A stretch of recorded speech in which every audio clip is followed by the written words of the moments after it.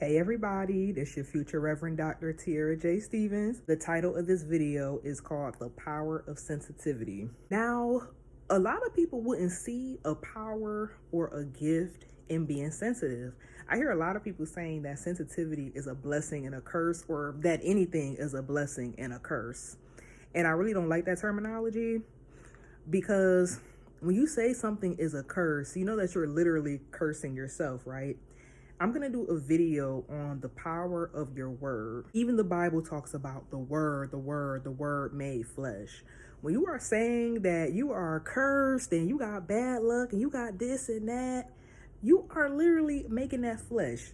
Now, part of me recording the video about the metaphysical books I read, I talked about the power of your mind and how things clearly come from up here down here into the body. So check that out. I also got a short on that as well. So I don't like saying that things are curses, but I do consider them challenges. So I'm going to talk about the powers of sensitivity, and I'm going to talk about some of the challenges that it can come with as well. But first, I want to talk about a little bit of my experience being connected to being a sensitive and how it really started when I was young. Now, being a young kid, you don't always understand what this is that you're feeling, but you just know that you can feel things and that you can know things, and there's no real explanation and you can't really explain it. What I like to say is some kids have a really good gift of gab and can tell you straight up what it is they're experiencing. But I knew for me, it was something deeper. I also made a video saying what brought me into studying metaphysics, and that had a lot to do with being connected to the dream world.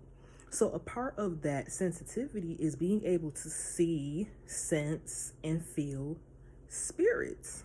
So being a sensitive in this physical world is the same thing.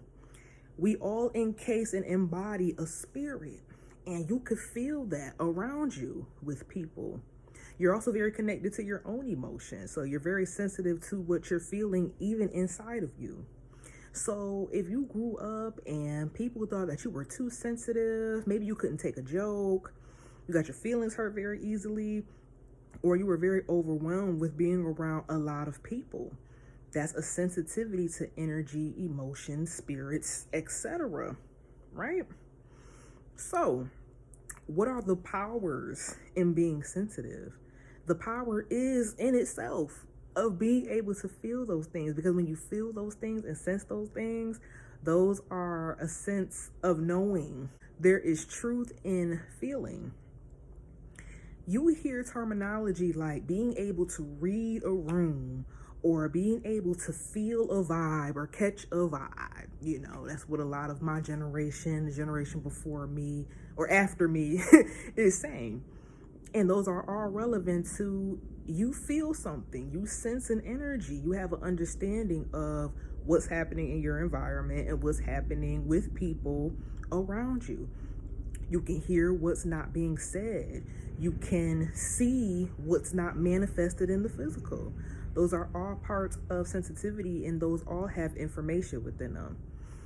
I'm sure you've been to places or around people and you was like, this just doesn't feel right. It doesn't feel safe, or it just has a negative energy.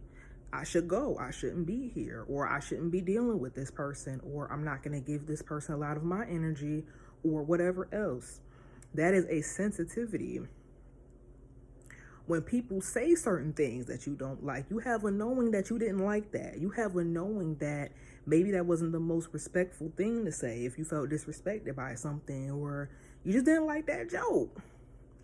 That's a power of knowing that maybe that person has crossed the boundary. I'm going to get into the importance of boundaries as well. So, as a sensitive, it could also be very hard to set boundaries with other people and even yourself. And it's very important to. And for a lot of us, that could be hard to do verbally, because maybe as a sensitive, you didn't really have a safe space to express boundaries or what you were feeling or what you didn't like. I know that was kind of my experience growing up. So for me, for a while, it was kind of hard to do that, or it came off very harsh when I would do it, because I hadn't really learned how to properly and maturely emotionally emote or express what it was I was feeling. So a lot of that, I had to do a lot of inner work to learn how to do that. In a way, I'm still learning. But I know that's a lot of sensitive people's experience as well.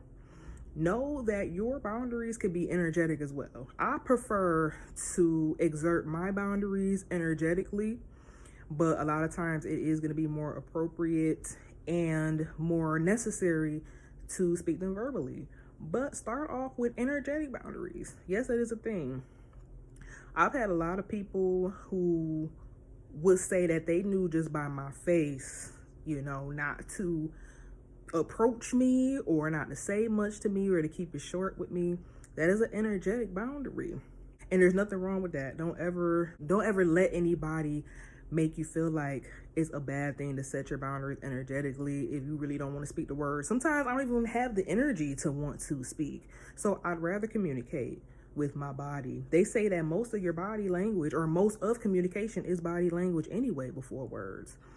So sometimes have that face that's like, or keep it short with people. If people want to drain you and suck you of your energy because they want to talk or they want to be negative or they just want to gossip or whatever it is that might be draining your energy as a sensitive, keep it short. I like to say that most people have, and everybody has intuition, but everybody is not tapped into it and everybody does not know how to exercise it, and some people straight up ignore it. But everybody has a level of sense of knowing the vibes of somebody else, knowing that they may not be in the best mood or may not want to give in certain energy to certain things, certain places, or certain behaviors.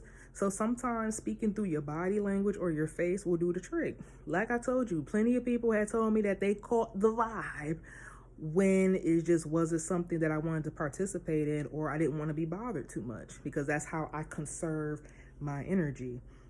So learn how to energetically communicate that, hey, now's not the time for that. I know a lot of sensitives don't really like talking on the phone. I know that's a big thing for me. A lot of people, I know their patterns. I know a lot of times certain people will call me when they really need to talk or there's an emergency. So in those cases, a lot of times I pick up. But a lot of times you have people who just want to suck your energy, and sometimes it's not intentionally to be negative or anything, but sometimes people just want to exchange energy. I think most people are extroverted, so they want to be around other people, or they want to talk, even if it's not about much or it's not really important. But us sensitives, we get a lot more energy from ourselves than we do from other people. Other people actually drain our energy and take up a lot of our energy, so we like to be with ourselves. And communicating or engaging with the world is a lot for us sometimes. So, don't pick up that phone.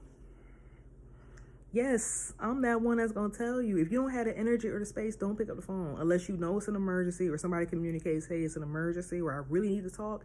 That's not to say just ignore people or don't be there for people. But sometimes you got to be there for yourself before you be there for other people.